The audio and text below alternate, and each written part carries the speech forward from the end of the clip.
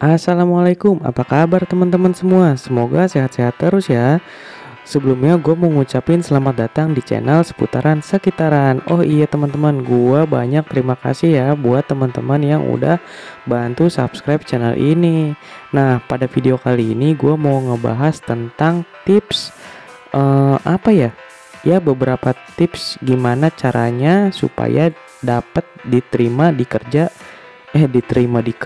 dah tuh, diterima kerja di rumah sakit teman-teman. Nah yuk teman-teman kita ikutin. Jadi informasi ini gua ambil dari beberapa temen gua yang kerja di rumah sakit. Pengalaman dia gimana awalnya diterima ya. Jadi ini bukan hanya satu rumah sakit, ini banyak dari beberapa rumah sakit sumber informasinya teman-teman. Nah, pertanyaannya gimana sih supaya kita diterima kerja di rumah sakit? Yang pertama, yang jelas kalau kita seorang perawat, yang jelas harus punya STR teman-teman. Itu yang paling penting, STR.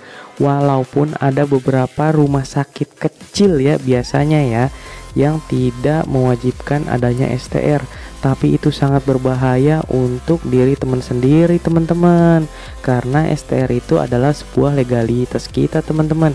Jadi rumah sakit pada umumnya pasti akan nanya punya STR atau tidak. Nah itu ya teman-teman, yang intinya yang pertama STR harus ada teman-teman. Nah, selain STR, biasanya rumah sakit juga membutuhkan pegawai atau perawat yang sudah mempunyai pengalaman kerja, teman-teman. Ya, jadi banyak rumah sakit yang nanya, udah pengalaman kerja di mana? Berapa lama? Nah, gitu teman-teman. Rumah sakit besar umumnya menanyakan hal itu, teman-teman. Beda sama rumah sakit kecil, karena kalau rumah sakit kecil itu mungkin jarang dilirik ya. Nah, karena jarang dilirik ya berarti dia nerima seadanya. Ya mau fresh graduate ya, pokoknya yang baru lulus dah gitu teman-teman intinya.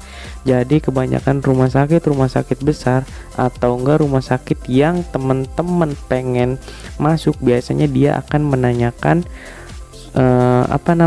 pengalaman kerjanya di mana teman-teman gitu, udah berapa lama, dan dia biasanya minta surat keterangan pengalaman bekerja teman-teman.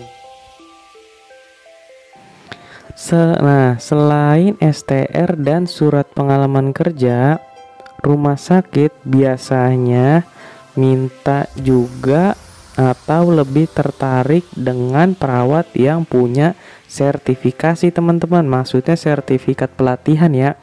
Ya misal pelatihan OK, pelatihan anestesi, pelatihan hemodialisa, pelatihan ICU, pelatihan HCU, pelatihan UGD. Ya banyak ya teman-teman, jadi banyak ya. BTCLS sih wajib ya, biasanya rata-rata BTCLS semua wajib, tapi yang lebih mendukung tuh ya kayak pelatihan yang tadi saya sebutin, ada hemodialisa, ICU, OK. Nah gitu teman-teman, itu rumah sakit biasanya akan lebih tertarik dari situ teman-teman. Jadi teman-teman harus tahu ya, rumah sakit biasanya yang dipertimbangkan itu STR, pengalaman kerja, dan sertifikat pelatihan teman-teman. Nah itu yang secara formal diminta sama rumah sakit teman-teman, gitu ya, paham ya? Itu yang secara formal, dan ternyata ada juga yang secara non formal teman-teman. Nah yang non formal ini teman-teman juga sangat menentukan. Apa itu?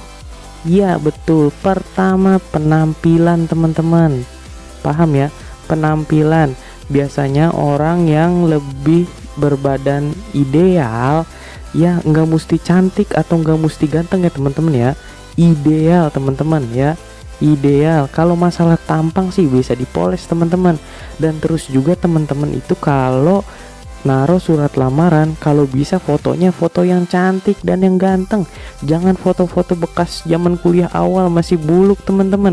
Waduh, nanti orang rumah sakit ngeliat, aduh ini mah nggak tertarik, ah ini kayaknya yang ini cakepan nih. Nah gitu, itu di swasta ya teman-teman. Setahu gue ya, gue dapat info ya, itu lebih dipilih teman-teman ya, penampilan, body language ya gimana, tutur katanya gimana nanti pas di interview ya, pokoknya kayak gitu teman-teman. Intinya dia rumah sakit juga sangat tertarik pada badan yang ideal teman-teman.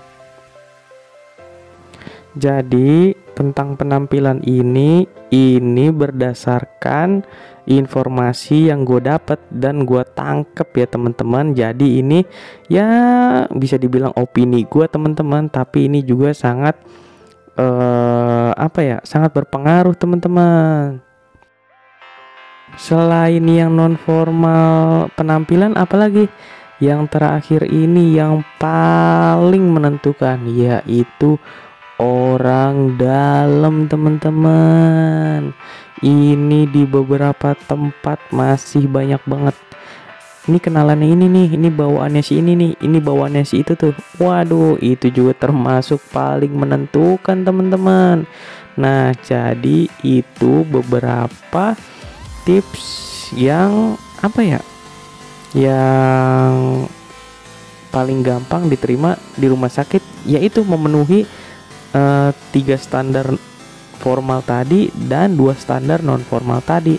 Yang 3 standar STR, pengalaman kerja, dan sertifikat pelatihan. Kalau yang non formal yaitu penampilan sama orang dalam. Hehehe. Buat teman-teman yang gak punya orang dalam, gak usah berkecil hati teman-teman. Rezeki itu Allah yang ngatur. Gue pribadi kalau kerja itu gak ada tuh yang namanya orang dalam. Ya gue sih masuk apa adanya, diterima syukur, gak diterima ya berarti belum rezeki teman-teman. Ya rajin-rajin ibadah aja teman-teman, minta sama yang maha kuasa. Insya Allah kok kalau udah waktunya pasti dikasih teman-teman. Kalau cuma baru punya STR aja, belum punya pengalaman kerja dan belum punya sertifikat pelatihan, nggak usah berkecil hati juga teman-teman. Rezeki itu Allah yang ngatur teman-teman. Gue pribadi waktu itu ya namanya kita baru lulus, mana punya pengalaman kerja, ya naruh lamaran mah taruh aja teman-teman. Ya jadi intinya kalau teman-teman baru lulus dan udah punya STR, teman-teman sebarin aja lamaran lewat pos atau lewat JNE ya, pokoknya kurir online gitu teman-teman. Nggak usah pakai nanya ada lowongan nggak sih di sini, ada lowongan nggak di situ. Pokoknya teman-teman tuh kirim aja teman-teman, nggak usah banyak tanya yang ono yang ini, pasti jawabannya belum ada. Ya udah kita sih, kalau gue pribadi ya gue sih ya pasti kita juga ya namanya nyari kerja usaha ya pasti kita kan ada modal juga ya. Ya udah kita kirim aja kemana aja. Insya Allah teman-teman kalau emang rezeki pasti nggak kemana teman-teman. Pokoknya teman-teman yang belum kerja di rumah sakit atau yang sedang mencari kerja di rumah sakit, pokoknya semangat terus teman-teman. Semoga teman-teman sukses dan berkah terus teman-teman. Pokoknya semangat. Kalau baru sekali ngirim lamaran tapi belum dipanggil, kirim aja lagi teman-teman. Selang 2 bulan atau 3 bulan kemudian kita ya intinya rezeki nggak ada yang tahu, kita serahin aja sama yang maha kuasa teman-teman. Semoga teman-teman sukses dan berkah terus ya. Pokoknya gue berterima kasih banyak buat yang udah subscribe channel ini. Kurang lebihnya mohon maaf. Salam sukses buat teman-teman semua. Wassalamualaikum warahmatullahi wabarakatuh.